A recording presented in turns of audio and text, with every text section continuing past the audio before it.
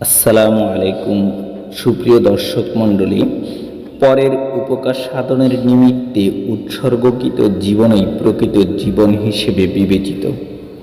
জগৎ সংসারে নিজের জন্য কাটানো মুহূর্তগুলো বৃথা, অপরের কল্যাণে নিজেকে নিয়োজিত করার মাঝেই জীবনের সার্থকতা নিহিত। শুধুমাত্র নিজের আরাম ভোগের জন্যই মানুষের জন্ম নয়, মানুষ হলো বিবেক সম্পন্ন প্রাণী। মানুষের প্রাণ সমস্ত সৃষ্টিকুলের জন্য নিবেদিত। পৃথিবীতে এসে শুধু নিজের কাজ নিজে করে গেলেই জীবন সার্থকতায় পরিপূর্ণ হয় না। মানুষের কর্ম হওয়া উচিত জগতের সকলের কল্যাণের উদ্দেশ্যে। একজন সার্থক ব্যক্তি তিনি, যিনি অপরের কল্যাণে নিজেকে উজাড় করে দেন। কিন্তু একজন স্বার্থপর ব্যক্তি কেবল নিজের কথা ভেবেই সকল ধন সম্পদ কুক্ষিগত করবার চেষ্টায় রত থাকেন। এতে মানব জীবনের ব্যর্থতাই নিহিত। মানুষের মানবিক মূল্যবোধ জাগ্রত করার জন্য প্রয়োজন পারস্পরিক সহযোগিতা। ফুল যেমন তার অপরূপ রূপ, রস ও গন্ধে সকলের হৃদয় জয় করে, পরিবেশকে করে কোমল, তেমনি একজন সার্থক মানুষের কর্মকাণ্ড হওয়া উচিত মানব কল্যাণের নিমিত্তে।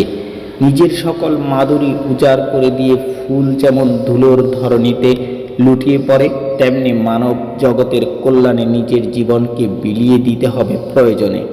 আর ক্ষণস্থায়ী জীবনের সার্থকতা এখানেই। মানুষের মন জয় করা যায় ভালোবাসা ও হৃদয় দ্বারা।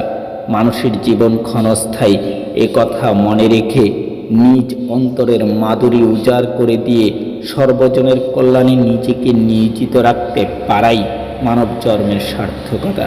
কিন্তু আমরা কি সেটা করতে পারি? আদৌ কি আমরা নিজেকে উজাড় করে মানুষকে ভালোবাসতে পেরেছি? আমি কি পেরেছি আমার ভাইকে ভালোবাসতে? আমি কি পেরেছি আমার বোনের সমস্ত হকগুলো আদায় করতে? আমি কি পেরেছি আমার প্রতিবেশীর যত হক আছে সবগুলো আদায় করে দিতে? আমি কি পেরেছি শিক্ষক হিসেবে ছাত্রর হক আদায় করতে? আমি কি পেরেছি ছাত্র হিসেবে শিক্ষকের সমস্ত হক আদায় করতে? আমি কি পেরেছি আল্লাহর সমস্ত বিধানকে মেনে চলতে? আমি তো পারছি না। আমি পারছি না কোরআনকে বুঝতে, আমি পারছি না হাদিসকে বুঝতে, আমি পারছি না আমার রাসূলের জীবন আদর্শকে অনুকরণ করতে। কেন পারছি না? অবহেলা।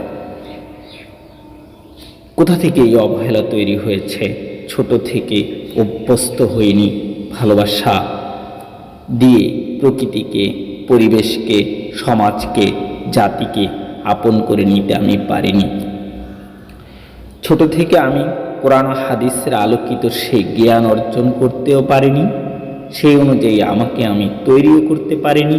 আজ আমি আমার জীবনকে সেইভাবে পরিচালনা করতেও পারছি না। আজ আমাকে কোরআন এবং হাদিসের সমস্ত জ্ঞান অর্জন করার চেষ্টা করতে হবে।